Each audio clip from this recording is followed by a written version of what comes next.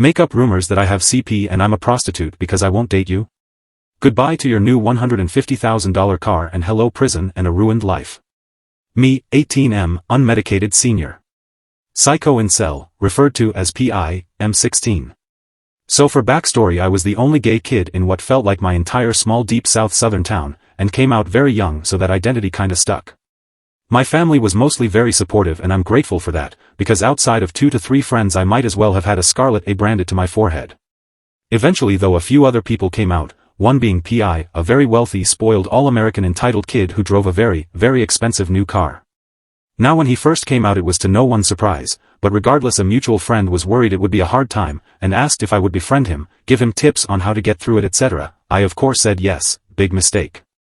Now by this time I never cared what anyone thought because the people who mattered had already made it apparent and vice versa, so, I was pretty open about the fact that I was actively dating someone much older than me. I don't want to hear it, that's not the point of the story, and it was a wonderful and healthy relationship that my conservative traditional dad even supported, so shut up. Now, after getting coffee with PI and being friendly he apparently developed feelings for me, and after he confessed, I gently told him I was seeing someone and that I was very happy. This was common knowledge in our gossip-ridden high school anyhow, and that was apparently not acceptable to PI and he went ballistic. In small towns there are often what's known as junior-senior wars, where the 2 grades have a war of harmless albeit annoying pranks. However, our school was not completely uncivilized, so there was a group chat for both grades to discuss rules, limits, such as no damaging, no hitting houses if someone expressed that they weren't participating, renting etc. Well, in that group chat with over 1,000 kids PI thought it would be a great time to drop bombshell number 1.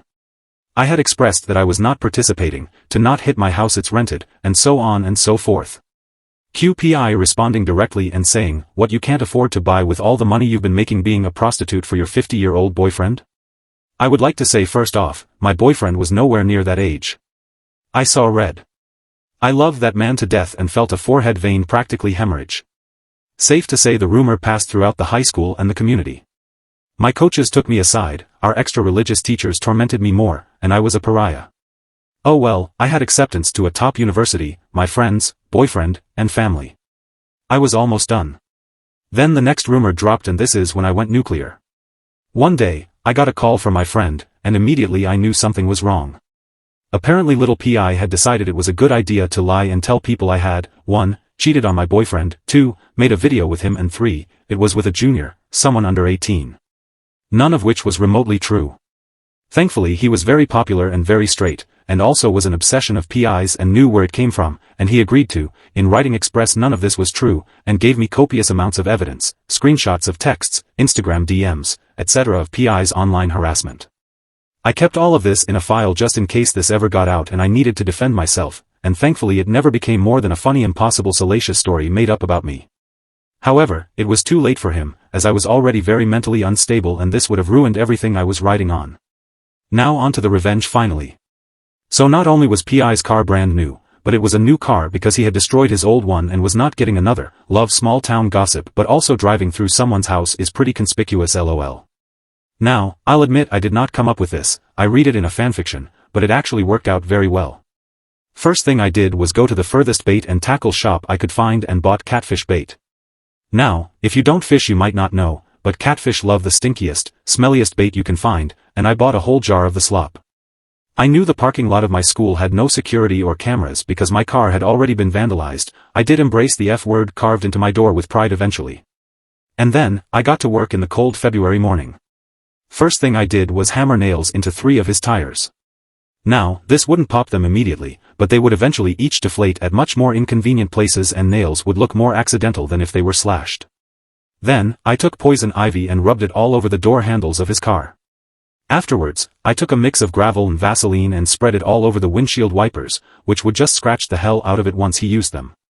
My favorite however was using the catfish bait. Knowing enough about cars, for example copious googling, I figured out how to get to the AC portion and poured in the catfish bait.